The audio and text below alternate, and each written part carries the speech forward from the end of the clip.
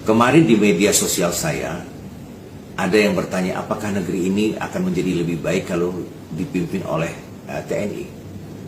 Saya ingin mengatakan begini, siapapun yang menjadi pimpinan di negeri ini, baik itu TNI, Polri, para cendekiawan, para rohaniawan, Indonesia tidak akan menjadi lebih baik.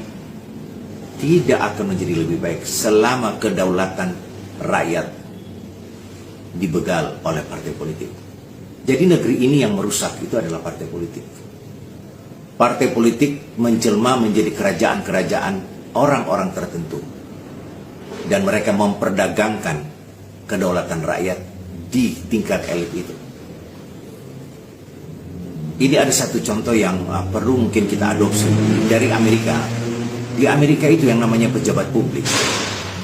Ingat ya, di Amerika yang namanya pejabat publik itu takut sekali sama media maupun rakyat. Karena rakyat diberikan ruang dalam undang-undang di negeri itu, mempunyai hak untuk merecall seorang pejabat publik yang melakukan kesalahan. Di Indonesia yang berhak melakukan recall itu adalah partai politik, ketua umum partai. Jadi sekalipun pejabat itu sudah ketahuan salah dan bejat, atau mencuri atau korupsi, belum tentu dia akan direcall oleh pimpinan partai selama mereka tahu sama tahu. Kalau di Amerika, begitu Anda melakukan sebuah kesalahan, rakyat punya mekanisme yang disediakan oleh semacam KPU-nya yang ada di sana.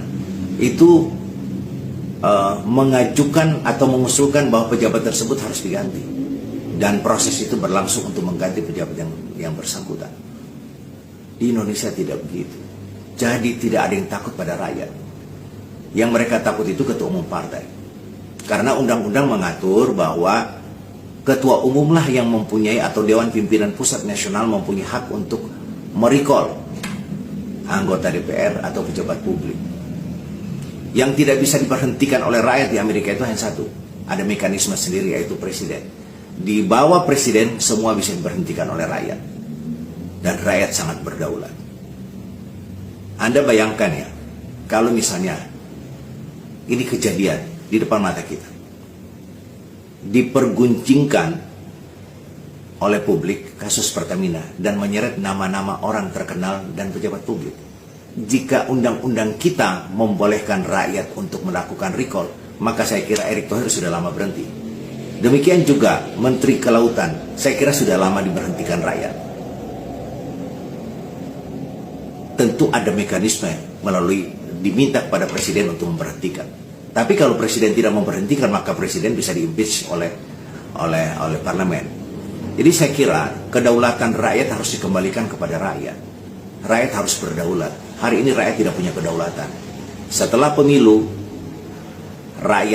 suara rakyat dibegal, kemudian suara rakyat ini mereka perdagangkan atas nama koalisi. Siapa yang menikmati semua perdagangan kedaulatan ini? Ya para elit.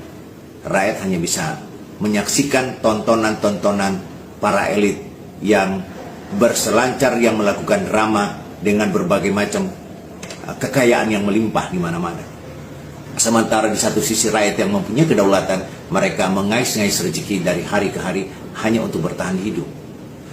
Jadi sekali lagi bahwa siapapun yang memimpin negeri ini, misalnya ada desakan bahwa harus militer yang memimpin. Contoh yang paling dekat adalah Pak Prabowo.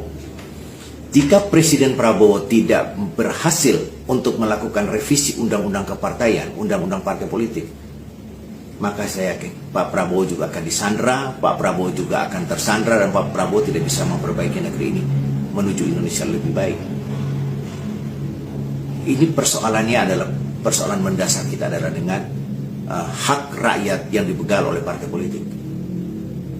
Jadi percuma buat kita melakukan dikotomi antara militer dan sipil.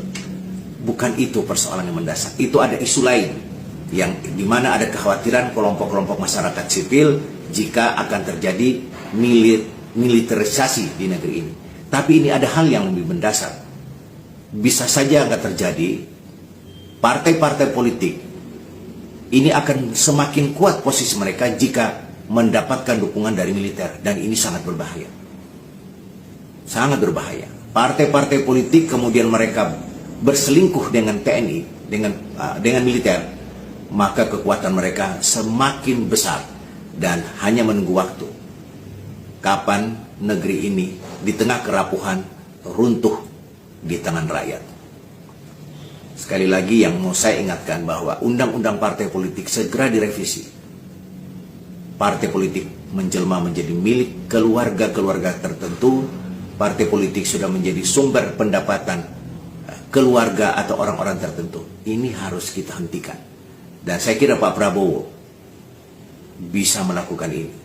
Jika ada perlawanan dari partai politik, menurut saya Pak Prabowo bisa melakukan konsolidasi untuk menggerakkan rakyat bersama militer atau bersama TNI untuk memperbaiki negeri ini dari undang-undang kepartaian, undang-undang politik yang telah merusak tatanan demokrasi di negeri ini. Salam.